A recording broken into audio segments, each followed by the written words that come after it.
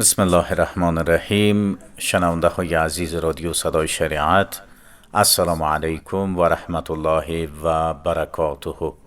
با امید صحتمندی شما هموطنان عزیز، ما محمد فواد محمودی همراه همکار خوبم روحان الله عزیزی با تقدیم نمودن برنامه آینه معلومات در خدمت قرار گرفتیم. بسیار خوش آمدی همکار محترم. محمودی صاحب ډیره زیاته مننه. قدر منوریدونکو السلام علیکم و رحمت الله و برکاته. په دې هیله چې ټول به راته روغ جوړ او صحتمند اوسئ. ورځ به مو هم تر دې مهاله په خیر، خوشحالۍ او سوکالۍ سره رسولې وي. قدرمنو اوریدونکو، یو ځل بیا خوښ او خوشحال وي چې تاسو سره د معلوماتو هندارې په خپرونه کې له نوو او تازه معلوماتو سره یو. بالکل شنونده های عزیز، به سلسله مطالب اسلامی و عمومی که در برنامه آینه معلومات تقدیم شما می گردد، امروز هم مطالب آماده کردیم که یک تقدیم شما می کنیم. در آغاز شکرگزاری از نعمات خداوند جل جلاله. بله درنه اوریدونکو، په نن خپرونه کې په لومړي مطلب کې به راسره په اسلامي ټولنه کې د وګړو د سیرت او صورت ارزښت په اړه واورئ. ارزش وقت در اسلام. همداراز په اسلامي ټولنه کې د حجاب ارزښت او د بې حجابۍ زیانونه. در بخش آخری برنامه معلومات مفید در مورد قرآن کریم داریم که تقدیم شما می گردد. همداراز له ما سره به په وروستۍ برخه کې واورئ قدرمنو اوریدونکو چې په اسلامي ټولنه کې د یووالي ارزښت او د بې اتفاقۍ زیانونه.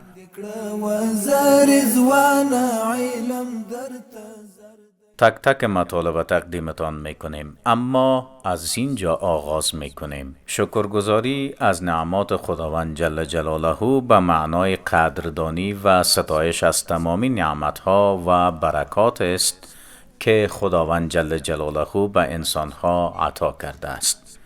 این نعمتها می توانند شامل سلامت، روزی، خانواده، آرامش، علم و هر چیز باشند که انسان از آن بهره‌مند است. شکرگزاری از خداوند جل جلاله علاوه بر این که نشان دهنده تواضع و اعتراف به بزرگی خداوند جل جلاله است، باعث افزایش برکت در زندگی می شود و انسان را به یادآوری مستمر فضل و رحمت الهی می اندازد. شکرگزاری نه تنها از طریق زبان بلکه با عمل و رفتار نیز باید نشان داده شود. یعنی انسان باید در زندگیش به گونه‌ای رفتار کند که شکر نعمتها را در عمل به نمایش بگذارد. ارزش و اهمیت شکرگزاری از دید اسلام. شکرگزاری یکی از اصول اساسی در اسلام است که در قرآن کریم و احادیث نبوی به آن تأکید شده است. شکرگزاری به عنوان یک وظیفه دینی و اخلاقی در برابر نعمتهای خداوند جل جلاله مطرح شده و در زندگی مسلمانان نقش مهم دارد. برخی از نکات کلیدی در رابطه با اهمیت شکرگزاری را تقدیم شما شنونده های عزیز می کنیم. نشانه ایمان. شکرگزاری یکی از نشانه های ایمان واقعی است. در قرآن کریم در آیه 7 سوره ابراهیم الله جل جلاله عنایت فرموده که ترجمه آن چنین است. خداوند جل جلاله می فرماید اگر شکر بگذارید نعمتهای خود را بر شما افزون می کنم و اگر کفر ورزید عذاب من شدید است. شکر به عنوان وسیله تقرب به خداوند جل جلاله. با شکرگزاری انسان به خداوند جل جلاله نزدیکتر می شود و به این طریق محبت و رضایت خداوند جل جلاله را جلب می کند. حضرت علی کرم الله وجهه می فرماید شکر نعمتها موجب برکت آنها و تداومشان است. شکرگزاری در برابر نعمتهای کوچک و بزرگ. اسلام نه تنها به شکرگزاری در برابر نعمتهای بزرگ بلکه در برابر نعمتهای کوچک هم توصیه می کند. هرچه انسان بیشتر شکرگزار باشد، نعمتها و فرصتهای بیشتر برای رشد روحی و دینی پیدا می کند. شکرگزاری به عنوان راه برای افزایش رضایت در زندگی. شکرگزاری به انسان کمک می کند تا در زندگی خود بیشتر به نعمات توجه کند و از لحظات خود بیشتر لذت ببرد. همچنین شکر از نارضایتی و حسرت جلوگیری کرده و انسان را به پذیرش و رضایت از شرایط زندگی سوق می دهد. اثرات اجتماعی شکرگزاری. شکرگزاری نه تنها در رابطه با خداوند جل جلاله بلکه در روابط انسانی نیز اهمیت دارد. شکر و قدردانی از زحمات و مهربانی های دیگران باعث تقویت ارتباطات و ایجاد فضای مثبت در جامعه می شود.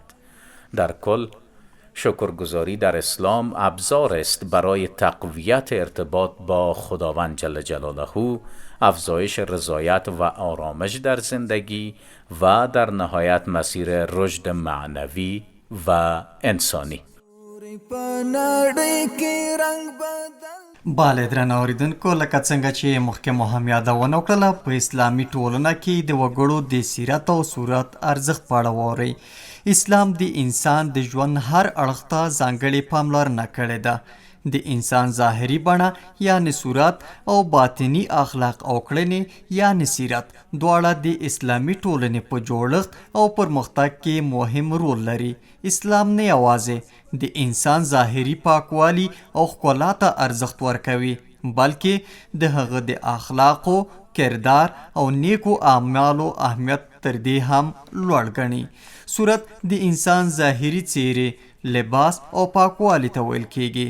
اسلام مسلمانانو ته لارښوونه کوي چې پاک او منظم ژوند ولري، مناسب لباس واغوندي او د ټولنې په وړاندې په ښه بڼه راڅرګند شي. پاکوالی د ایمان برخه بلل شوی او مسلمانان هڅول شوي چې د خپل بدن، جامو او چاپیریال نظافت ته پاملرنه وکړي. ښه صورت د انسان شخصیت ښکلا زیاتوي او په ټولنه کې د مثبت اغیز سبب ګرځي. له بلې خوا سیرت د انسان د اخلاقو، چلند، صداقت، امانتدارۍ، مهربانۍ او نورو نیکو ځانګړنو مجموعه ده. په اسلام کې د سیرت ارزښت د صورت په پرتله ډیر لوړ دی، ځکه چې د انسان حقیقي شخصیت د هغه په اخلاقو او کړنو پیژندل کیږي. الله تعالی د انسان ظاهري بڼه نه بلکې د هغه زړه او عملونه ارزوي. له همدې امله ښه اخلاق د اسلامي ټولنې د پرمختګ او یووالي بنسټ جوړوي. په اسلامي ټولنه کې هغه کسان چې ښه سیرت لري د خلکو باور او احترام ترلاسه کوي. رښتینولي، عدالت، زغم، صبر او د نورو حقونو ته احترام هغه ځانګړنې دي چې د یوې سالمې او پرمختللې ټولنې په رامنځته کولو کې مهم رول لري. که د یوې ټولنې وګړي لوړ اخلاقي معیارونه ولري، نو په هغه ټولنه کې به سوله، ورورولي او متقابل احترام پیاوړی وي. ویلی شو چې اسلام د صورت او سیرت دواړو ارزښت ته پاملرنه کړې ده، خو د سیرت اهمیت یې تر صورت لوړ ګڼلی دی.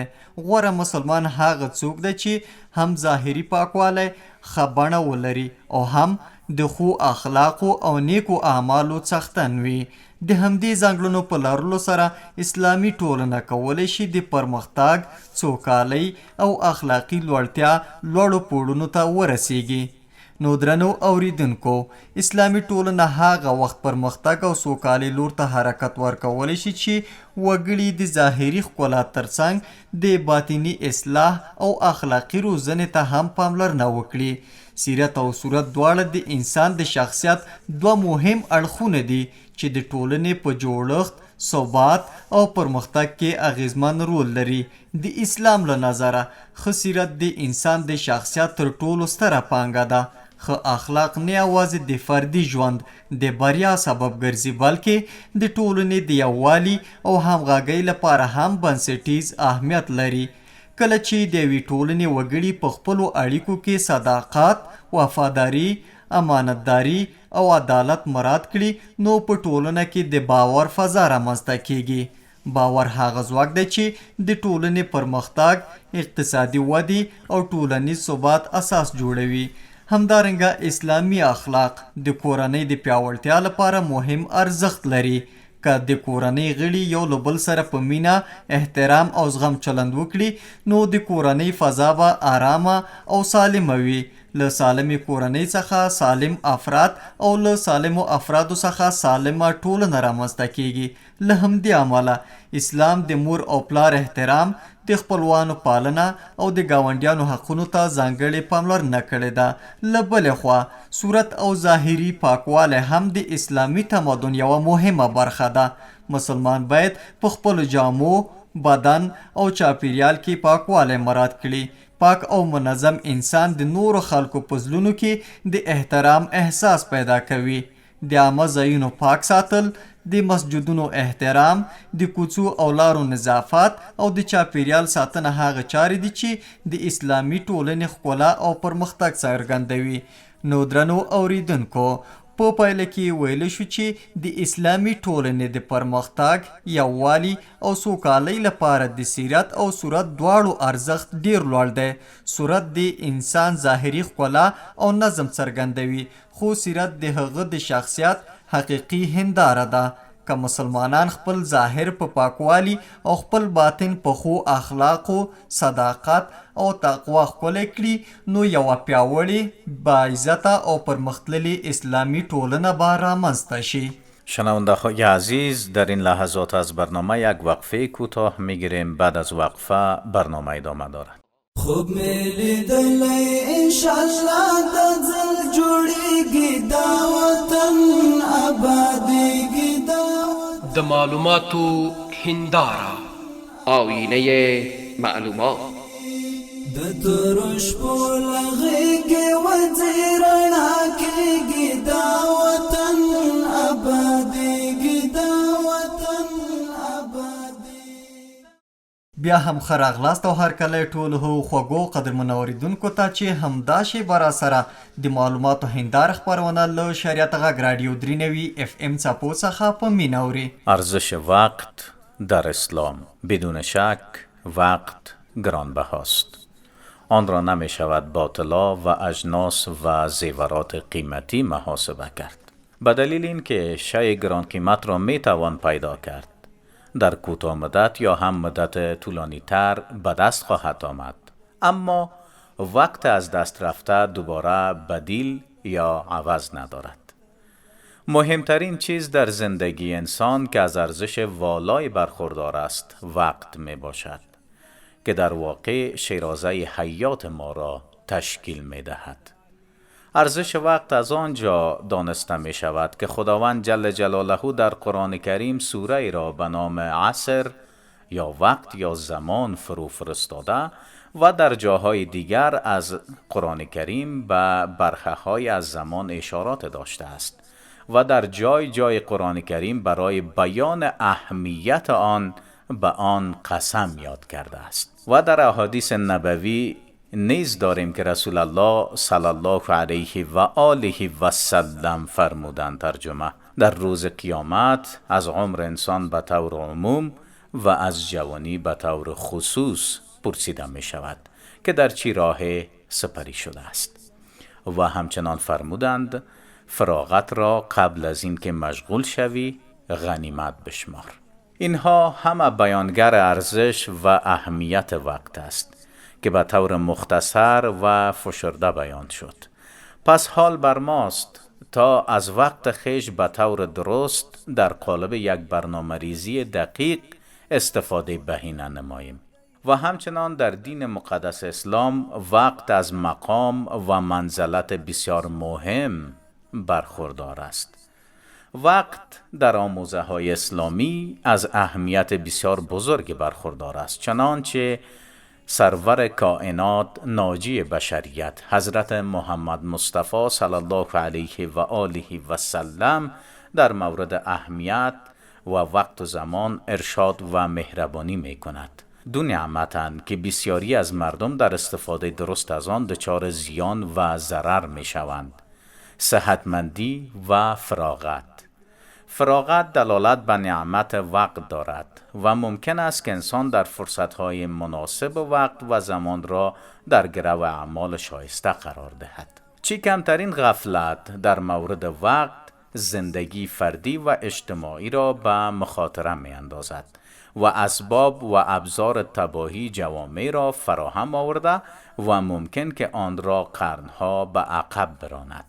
اسلام عزیز ما اهمیت قدر ورزش وقت را خوب می داند و به زمان اهمیت بزرگ قائل است. اما شنونده های عزیز، نواقص استفاده نادرست از وقت چیست؟ استفاده نادرست از وقت فقط به هدر دادن زمان محدود نمی شود. پیامدهای عمیق‌تر در زندگی فردی، شغلی و حتی روانی دارد. چند مورد از مهمترین نواقص آن را برای شما شنونده های عزیز تقدیم می کنیم. کاهش بهره‌وری و پیشرفت. وقت زمان صرف کارهای به اهمیت می شود، کارهای اصلی عقب می افتند و رشد شخصی یا شغلی کند می شود. افزایش استرس و اضطراب. کارهای انجام نشده جمع می شوند و فشار ذهنی ایجاد می کنند، مخصوصاً وقتی که به ضرب الاجل ها نزدیک می شوید. کاهش اعتماد به نفس. وقت مدام کارها به تعویق می‌افتد، فرد احساس ناکارآمدی می کند و اعتماد به خودش کاهش می یابد. ایجاد عادتهای منفی، مثلا بی‌نظمی و وابستگی به سرگرمی‌های بیفایده که در بلند مدت تثبیت می شوند و همچنان اختلال در تعادل زندگی. مدیریت بد زمان باعث می شود یا بیش از حد کار کنید یا بیش از حد وقت را تلف کنید. در هر دو حالت تعادل زندگی به هم می خورد.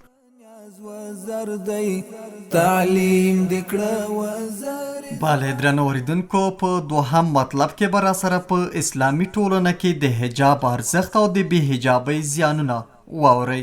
حجاب د اسلام له مهمو او ارزښتناکو احکامو څخه دی چې د انساني کرامات، عزت او پاکۍ د ساتنې لپاره تشریح شوی دی.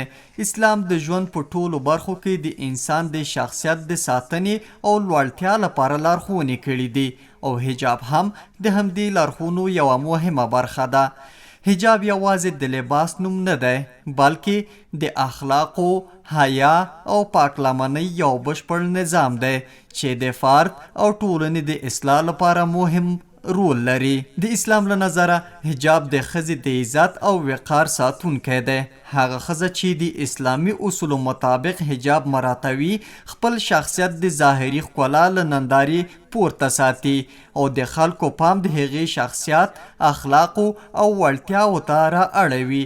حجاب ښځې ته دا فرصت ورکوي چې په ټولنه کې د خپل علم، پوهې او خو اخلاقو له لارې وپیژندل شي، نه یوازې د ظاهري ښکلا له امله.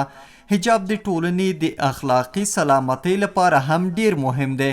کله چې د ټولنې وګړي د حیا اصول مراعات کړي، نو د اخلاقي فساد، بې حیایي او نامناسبو اړیکو امکانات کمیږي. اسلام غواړي چې د نارینه او ښځینه ترمنځ اړیکې د احترام، ادب او اسلامي حدودو پر بنسټ ولاړې وي.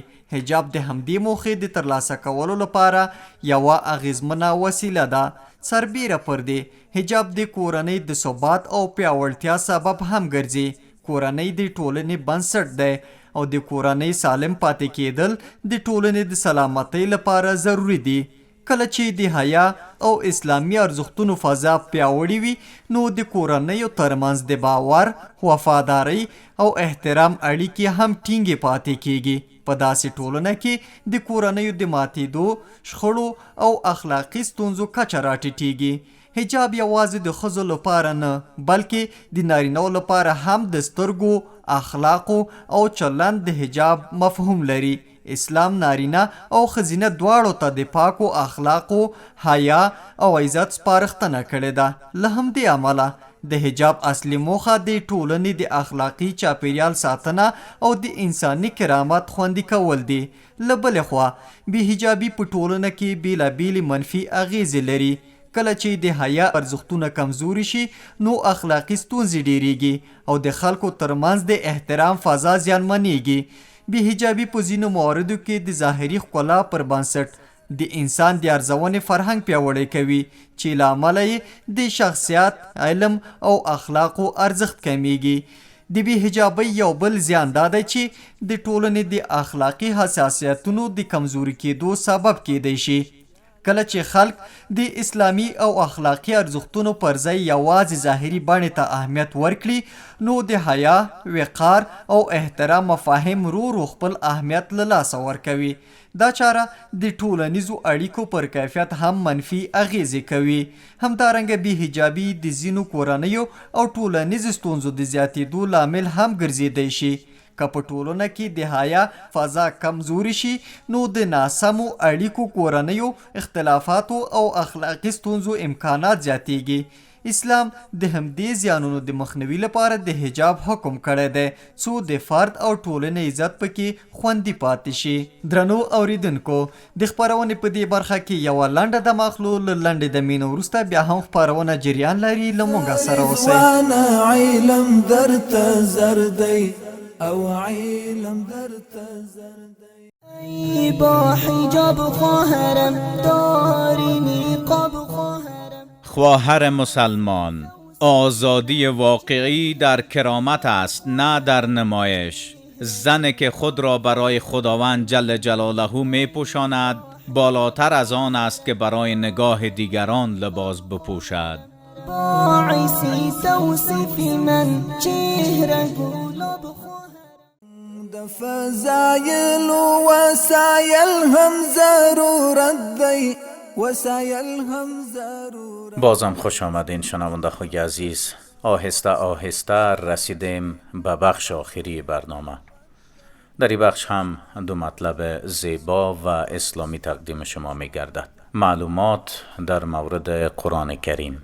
قرآن کریم کتاب مقدس اسلام است که به عنوان کلام خداوند جل جلاله به پیامبر اسلام حضرت محمد صلی الله علیه و سلم وحی شده است. قرآن کریم به زبان عربی نازل شده و از 114 سوره و 6666 آیه تشکیل شده است. این کتاب شامل اصول دین، احکام شرعی، داستان‌های پیامبران، موعظه‌ها و راهنمایی‌های برای رفتار و زندگی انسان‌ها میباشد. از ویژگی‌های خاص قرآن کریم: وحی الهی.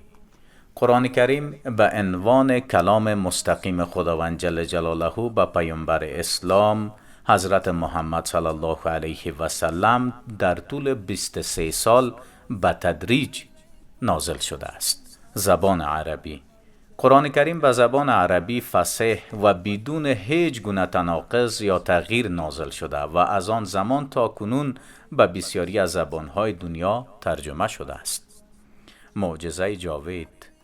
قرآن کریم در نظر مسلمانان معجزه است که از زمان نازل شدن آن تا امروز بدون تغییر باقی مانده و هنوز به همان شکل که به پیامبر وحی شده است محفوظ است. هدایت و راهنمایی. قرآن کریم به عنوان راهنمایی برای هدایت انسانها به سوی خیر و نیکی در دنیا و آخرت شناخته می شود. آیات علمی و فلسفی. قرآن کریم شامل بسیاری از آیات است که به مسائل علمی و فلسفی پرداخته و موجب تفکر و تأمل عمیق در مسلمانان شده است. قرآن کریم علاوه بر نقش دینی به عنوان یک منبع عظیم فرهنگی، اجتماعی و ادبی نیز تأثیرات گسترده در تاریخ بشر گذاشته است. دلایلی که قرآن کریم در 23 سال به تدریج نازل شده است چیست؟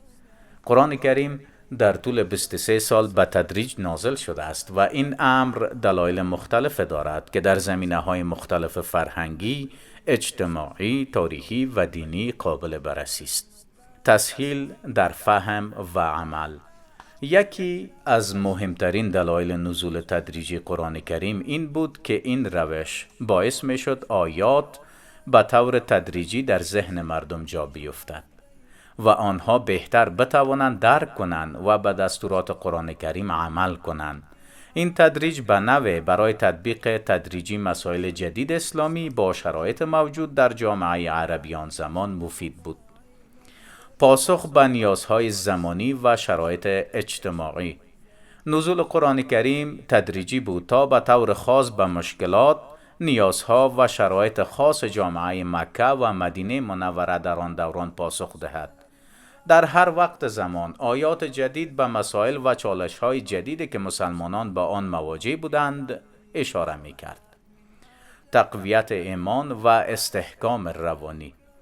در طول این 23 سال پیامبر اسلام با مشکلات و سختی‌های زیاد مواجه بود و نزول تدریجی قرآن کریم به او کمک می‌کرد تا هر بار که آیه نازل می‌شد قدرت و انگیزه جدید پیدا کند و ایمان مسلمانان نیز تقویت شود. آزمایش و تربیت. یکی دیگر از دلایل نزول تدریجی قرآن کریم آزمون و تربیت مردم بود. آیات قرآن کریم نه تنها برای هدایت بلکه برای امتحان ایمان و صبر مردم نازل می شد. در طی این مدت مردم با مسائل قرآن کریم و پیام‌های آن آشنا می شدند و در کنار آن تربیت می شدند. تشویق به تدبر و تفکر. تدریجاً نزول قرآن کریم فرصت می داد تا مردم زمان کافی برای تدبر در آیات داشته باشند و از آنها در زندگی روزمره خود بهره برداری کنند. این دلایل و بسیار دیگر از جنبه‌های فلسفی، اجتماعی و دینی موجب شدند که قرآن کریم به طور تدریجی نازل شود و تأثیر آن بر مسلمانان عمیق و ماندگار باشد.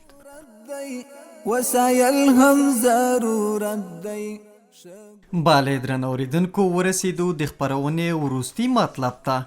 په اسلامي ټولنه کې د یووالي ارزښت او د بې اتفاقۍ زیانونه. اسلام د سولې، ورورولۍ، همکارۍ او یووالي دین دی. د اسلام سپیڅلی دین مسلمانانو ته د متقابل احترام، مینې او همغږۍ ژوند ته رابولي او د هر ډول تفرقې، نفاق او بې اتفاقۍ څخه منع کوي. یووالی د هرې ټولنې د پرمختګ، ځواک او ثبات اساسي بنسټ ګڼل کیږي او اسلامي ټولنه هم هغه مهال خپلې موخې ترلاسه کولی شي چې وګړي د یووالي او اتفاق په فضا کې ژوند وکړي. په اسلامي ټولنه کې یووالی یوازې د خلکو ترمنځ د راټولېدو نوم نه دی، بلکې د زړونو، فکرونو او موخو یوځای کېدل دي. کله چې مسلمانان د دینی ارزښتونو، ګډو موخو او ملي ګټو لپاره سره متحد شي، نو د هر ډول ستونزو پر وړاندې په بریالیتوب سره مبارزه کولی شي. قرآن کریم مسلمانانو ته د الله تعالی د رسۍ د ټینګولو، نیولو او له تفرقې څخه د ځان ساتلو لارښوونه کوي، ځکه چې یووالی د بریا او عزت لامل ګرځي. یووالی د ټولنیز ثبات او امنیت لپاره هم ډیر اهمیت لري. په هغه ټولنه کې چې خلک یو بل ته احترام کوي، د یو بل حقونه مراعاتوي او د ګډو ارزښتونو لپاره کار کوي، هلته د لانجو، اختلافونو او ناامنۍ کچه کمه وي. د خلکو ترمنځ د باور فضا رامنځته کیږي او هر څوک ځان د ټولنې د پرمختګ مسؤل ګڼي. دا حالت د ټولنې د دوامدار پرمختګ او سوکالۍ لپاره مناسب چاپیریال برابروي. درنو اوریدونکو، دا و د دې اونۍ د معلوماتو هنداره خپرونه چې تاسو ته مو وړاندې کړه. تر بلې خپرونې چې یو ځل بیا له نوو او تازه معلوماتو سره ستاسو په درانه خدمت کې حاضریږو. تاسو ټول په پاک الله سپارو. السلام علیکم ورحمت الله وبرکاته. رضوان علم درته زردی او علم